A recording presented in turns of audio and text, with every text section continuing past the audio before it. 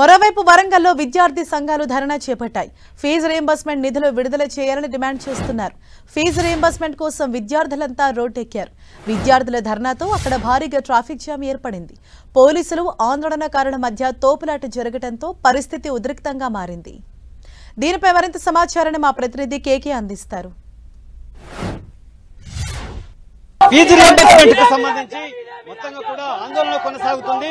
ఎక్కడికక్కడికి కూడా విద్యార్థులు fee reimbursement ను వెంటనే విడుదల చేయాలి, బీసీ ఎస్సీ ఎస్టీ విద్యార్థులకు సంబంధించినటువంటి విద్యను సకాలంలో కొనసాగించే విధంగా ప్రభుత్వం సహకరించాలని చెప్పి ఇప్పటికే వరంగల్ జిల్లాలో ఆందోళన కొనసాగుతుంది. ఈ ఆందోళనకి విద్యార్థుల ఆందోళనకి డిగ్రీ కాలేజెస్ అదేవిధంగా పీజీ కాలేజెస్ కి సంబంధించినటువంటి state founder chairman Sundarraj Yadav మద్దతు పలికారు. వారు ఈ ఆందోళన ఒకసారి సుందర్రాజ్ యాదవ్ తో మాట్లాడే ప్రయత్నం. సుందర్రాజ్ యాదవ్, పెద్ద ఎత్తున విద్యార్థులు ఆందోళన వ్యక్తం చేస్తున్నారు, ఫీజు రీయింబర్స్మెంట్ విడుదల చేయాలని డిమాండ్ చేస్తున్నారు. ఈ ఆందోళన ఏ రకంగా, ఈ ఆందోళన ఎంతకాలం కొనసాగుతుంది?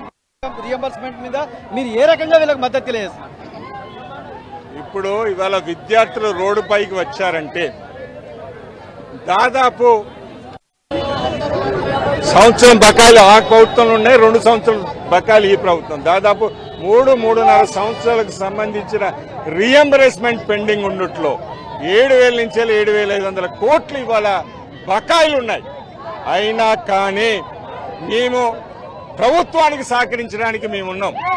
మేము కోరేది ఏంటి, దాదాపు సంవత్సరంన్నర క్రితం టోకన్స్ రిలీజ్ చేశారు, కానీ వారి అమౌంట్ రిలీజ్ చేయకుండా ఆపి ఎప్పుడు అడిగినా డబ్బులు లేవు.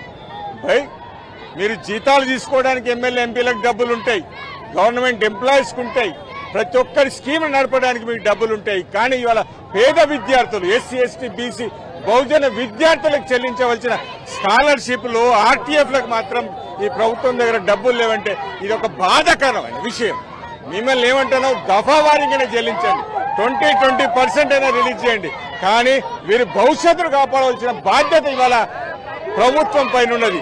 ఈడ చదువుకునే పిల్లలంతా ఎస్సీ ఎస్టీ బీసీ విద్యార్థులు. మీరు ఎస్సీ ఎస్టీ బీసీ విద్యార్థులు అంటే ప్రేమ అని చెప్తారు, బీసీలకు మీరు 42% ఇస్తామంటున్నారు.